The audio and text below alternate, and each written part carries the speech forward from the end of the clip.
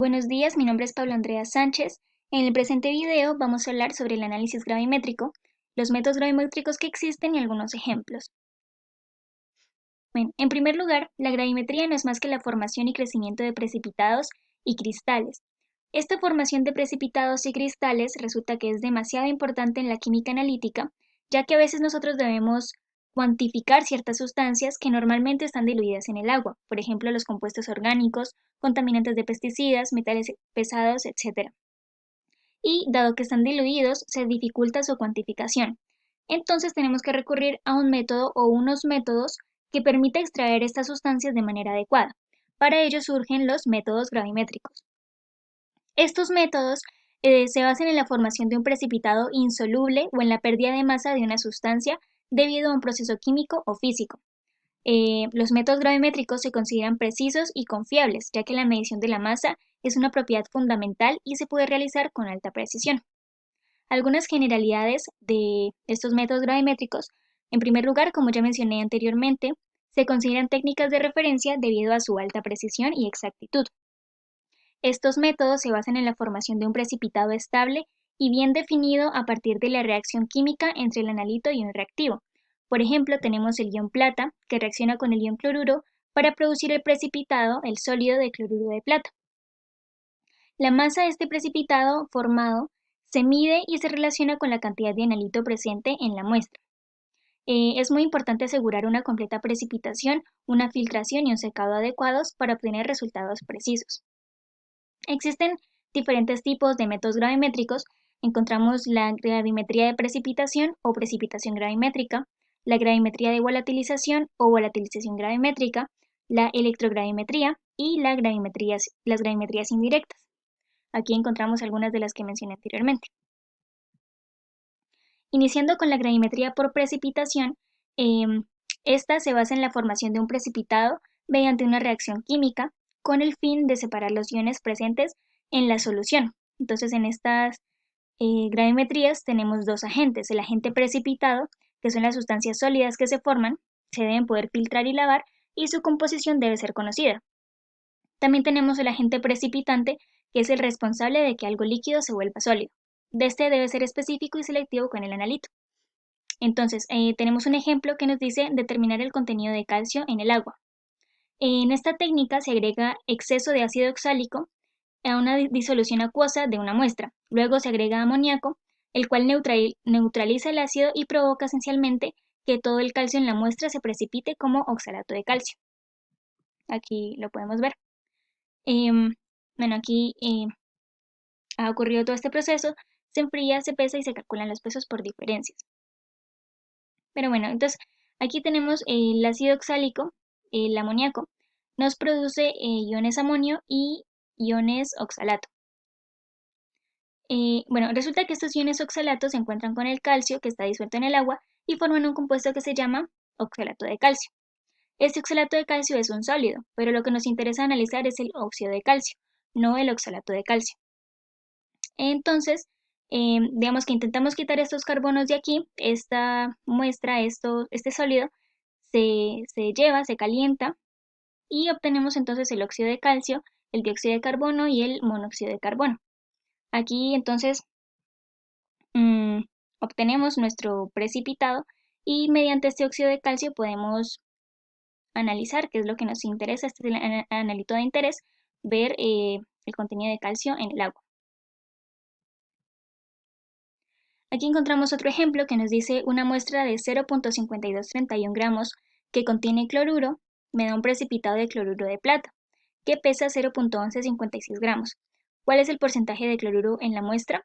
Entonces, bueno, aquí tenemos los datos que nos están dando, los gramos de la muestra inicialmente, el precipitado de cloruro de plata, y nos están preguntando el porcentaje de cloruro.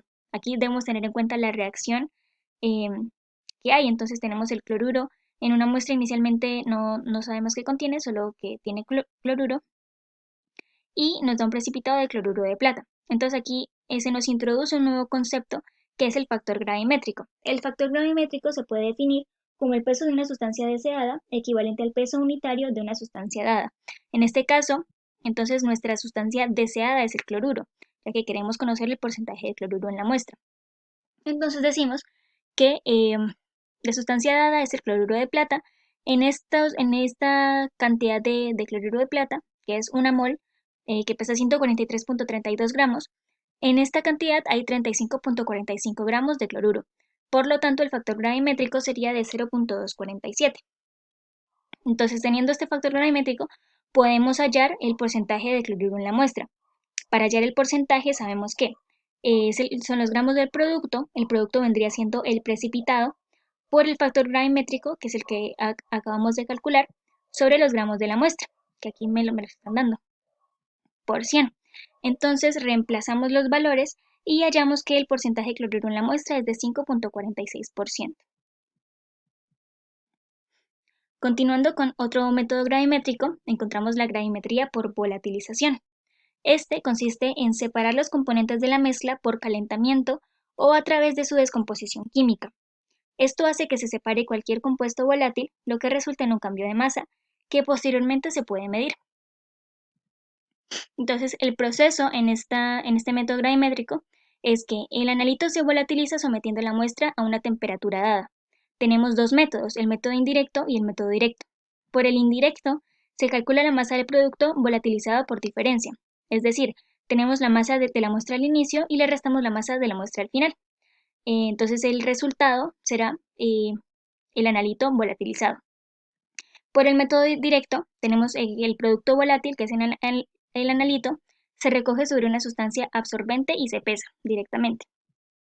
Aquí está un poco más resumido lo que acabo de decir. Entonces, en la volatilización directa se evapora el analito y se hace pasar a través de una sustancia absorbente que ha sido previamente pesada. Así, la masa pesada corresponderá al analito buscado. En la volatilización indirecta, cuando se volatiliza el analito y se pesa el residuo posterior a la volatilización, la pérdida de peso corresponderá a la masa del analito que ha sido volatilizado. Entonces tenemos un ejemplo de esta gravimetría de volatilización, que nos dice determinación del contenido de bicarbonato de sodio en tabletas de antiácido, en donde la muestra inicial pesa 20 gramos y fueron liberados 0.05 moles de CO2.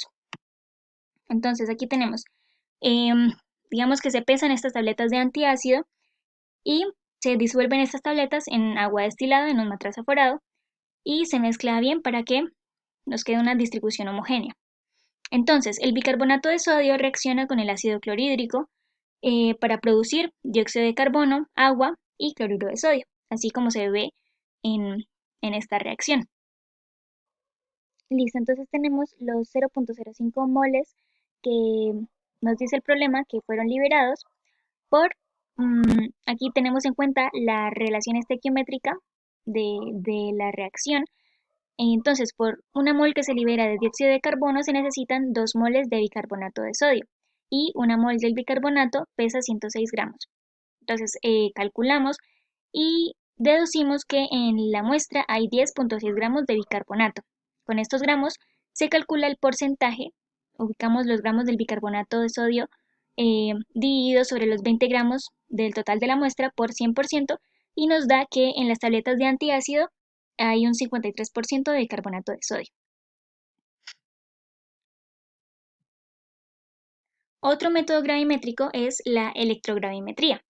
Esta es una técnica analítica que se utiliza para determinar la cantidad de un analito en una muestra mediante la deposición electroquímica controlada del analito en un electrodo. En esta técnica la cantidad de analito se determina midiendo la masa del depósito formado en el electrodo. El proceso de electrogravimetría implica la aplicación de una corriente eléctrica que contiene la muestra. Durante la electrólisis, el analito de interés se reduce o se oxida en el electrodo, así como podemos ver en la imagen, lo que lleva a su deposición en forma sólida. La masa del depósito es proporcional a la cantidad de analito presente en la muestra original. La electrogravimetría se utiliza comúnmente en la determinación de metales y otros iones en muestras. Por ejemplo, puede emplearse para medir la cantidad de cobre presente en una solución o la cantidad de plomo en una muestra de agua. Aquí, bueno, por último tenemos las gravimetrías indirectas. Estas ocurren cuando dos sustancias puras se aíslan y se pesan juntas. Posteriormente se obtienen datos adicionales con los que se determina uno de los componentes y el otro se halla después por diferencia. aquí tenemos un ejemplo que nos dice, según el análisis de una muestra de piedra caliza de 2 gramos, el peso combinado de óxidos de hierro y aluminio, aquí vemos que es óxido férrico más óxidos de aluminio, es de 0.012 gramos. Por métodos volumétricos se halló que el porcentaje de la piedra caliza del hierro total calculado como óxido ferroso es de 1.5%. ¿Cuál es el porcentaje de óxidos de aluminio en la muestra? Entonces, bueno, en primer lugar tenemos que basarnos del porcentaje de óxido ferroso que nos están dando. Decimos entonces que los 2 gramos de la muestra de piedra caliza por el porcentaje de óxido ferroso, que es 1.50 sobre 100, nos va a dar los gramos de óxido ferroso en la muestra. A partir de estos gramos de óxido ferroso podemos calcular los gramos de óxido férrico. Utilizamos entonces los 0.03 gramos de óxido ferroso por, este sería el factor gravimétrico, que ya lo expliqué anteriormente. Aquí entonces digamos que la relación del óxido ferroso con el óxido férrico sería de 1/2. Aquí multiplicamos entonces el peso fórmula del óxido ferroso por 2, dividimos el peso fórmula del óxido férrico sobre este valor y nos da los gramos del óxido férrico, que es de 0.033 gramos en la muestra. Mediante esta masa, entonces decimos que como nos están dando la masa del peso combinado de los óxidos de hierro y aluminio, a esto le restamos la masa del óxido férrico que acabamos de calcular. Y así nos dan los gramos de aluminio, que es de 0.0479 gramos. Con esta masa entonces la dividimos entre los gramos de la muestra de piedra caliza, lo multiplicamos por 100 y nos da que el porcentaje del óxido de aluminio en la muestra es de 2.40%. Eso sería todo por este video, muchísimas gracias.